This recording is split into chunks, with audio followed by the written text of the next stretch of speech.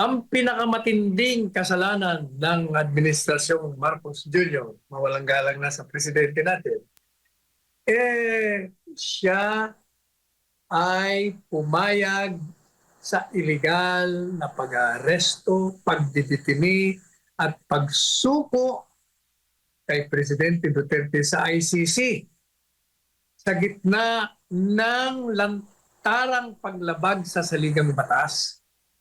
Sapagkat ang ating saligang batas, minamandato ang presidente ng bansa na ikaw bilang pinakapuno ng Estado at ng pamalaan at ng bansa.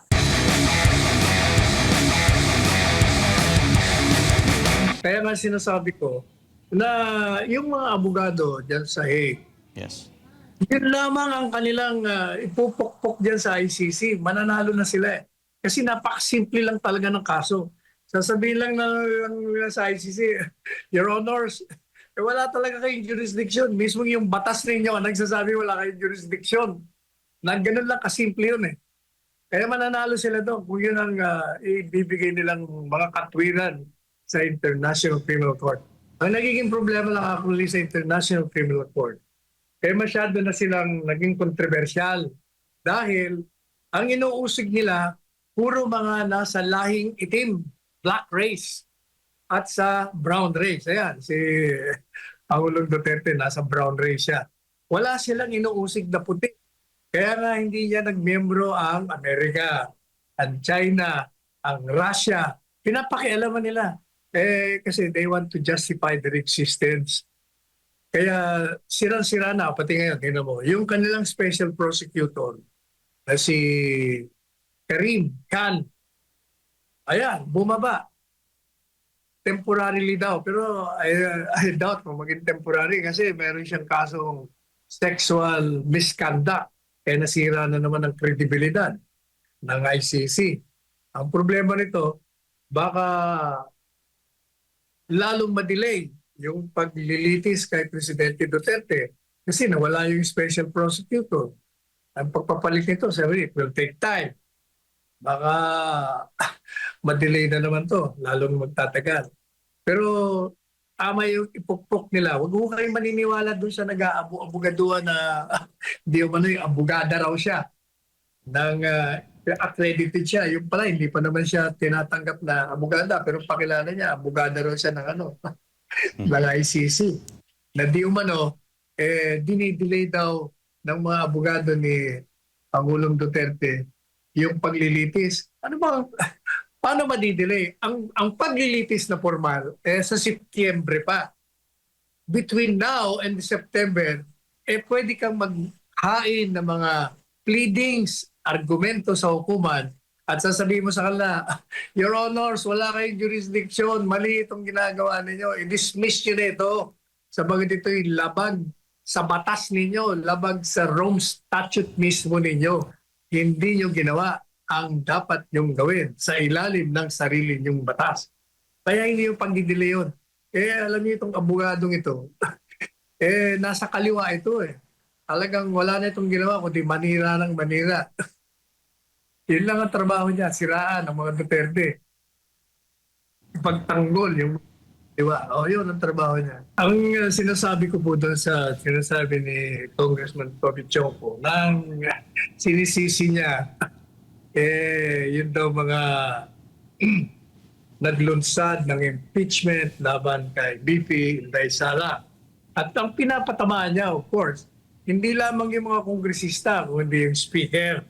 Yes. At hindi raw ang dahilan ay si PBBM o si Marcos Sr., Marcos Jr. Ang naging dahilan kung bakit natalo ang alyansa, yung mga kandidato ng senador. Ito po, sabi ko nga sa akin paya, masyado namang obvious na maliban pa doon sa ginawa ng mga kongresista, kaya talaga natalo ang alyansa. Dahil sa lack of performance, number one, of the Marcos administration with regard to sa pagtugon sa pangangailangan ng sambayanan. Eh, doon lang sa problema ng bigas, di ba? Nangako siyan 20 pesos per kilo, hindi yun nasunod yun. Yung problema ng mga magsasaka hanggang ngayon, hindi naman doon na tutugunan yun. Ganon din sa mga mangingisda. Yung problema dyan sa West Philippine Sea, dati matahimik tayo dahil masyado kumapito sa Estados America, binubuli tayo ng China. O ano pa, nakikita ko ng taong bayan, anong panahon ng Duterte, eh, marami yung mga tinatayong mga gusali, expressway, highway, bridges, kung ano-ano pa. Punong-puno. Nakakalula nga eh. Eh wala tayong nakikita. O, yung ekonomiya natin, bagsak. Ang utang natin, lobo ng lobo. Pero wala tayong nakikita ng development. O. Pero, maliban pa doon, maliban pa doon, ang pinakamatinding kasalanan ng Administrasyong Marcos Jr., mawalang galang na sa presidente natin,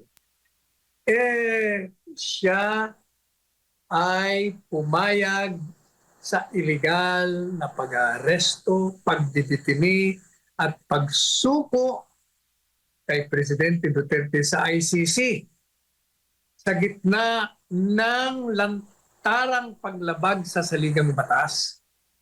Sapagkat ang ating saligang batas, minamandato ang presidente ng bansa na ikaw bilang pinakapuno ng Estado at ng pamalaan at ng bansa, ang pangunahing tungkulin mo ay magsilbi ka sa sambayanan.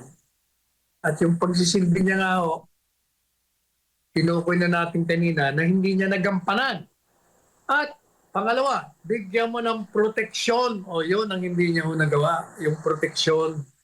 Sapagkat dapat, dahil tama naman ang posisyon niya na walang jurisdiction, tinuloy-tuloy mo na yun. Kung walang jurisdiction ng isang dayuhang hukuman, bakit ka tutulong sa pag-aarestong illegal at pagdiditini at pagsuko sa kanya?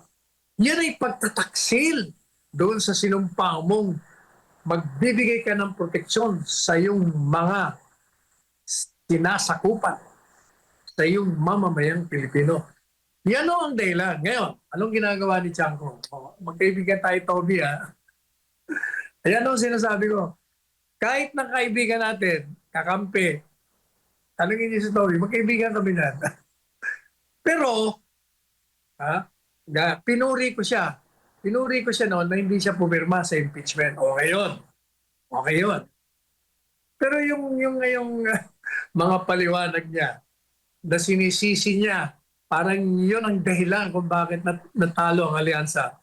Yun po, unang-una, katawa-tawa na nga, na bihirang-bihira, bihirang-bihira tayo makarinig ng nasa kabilang partido na magsasabi ng totoo.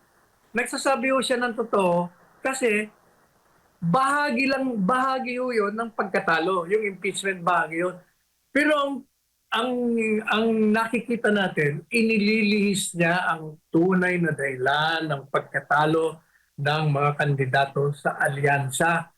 Nililihis niya ang dahilan kung bakit yung mga nasa Quadcom, nasa Tricom na yan, yung mga bumoto sa impeachment at saka yung mga sumira, naglumabag sa karapatan, ang pagkatao ng Vice Presidente at ng dating Presidente, yun talaga ang dahilan.